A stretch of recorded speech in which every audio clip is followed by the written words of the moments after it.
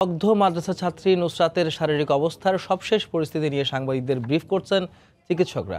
সরাসরি চলে যাচ্ছি সেখানে। এগুলো পাঠাবো এবং সেটা দেখে ওনারা যদি কোনো পরিবর্তন করতে চায় সেটা আমাদেরকে ব্যাক করবে। সেটা আবার আমাদের এখানে যারা আমাদের মেডিকেল বোর্ড আছে সবার সাথে আলাপ আলোচনা করে আমরা এই চিকিৎসাটা কন্টিনিউ করবো।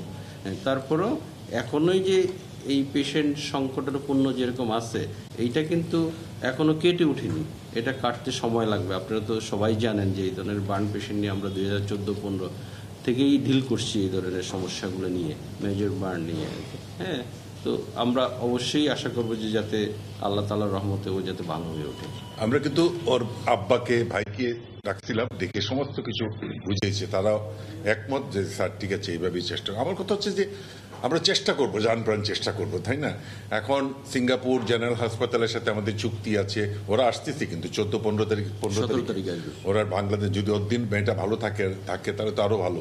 ওরা আমাদের এখানে 5 দিনের জন্য আসবে, তো দেখা যাক, আর কি চেষ্টা করে দেখি। ঠিক আছে, আর কিছু জানার আছে? Thank you.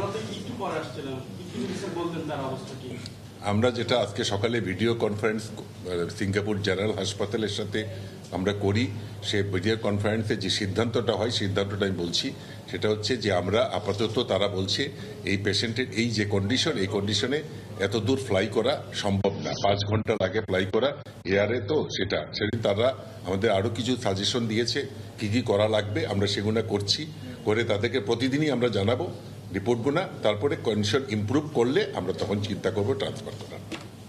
চলে, ধন্যবাদ আপনাদেরকে। জি,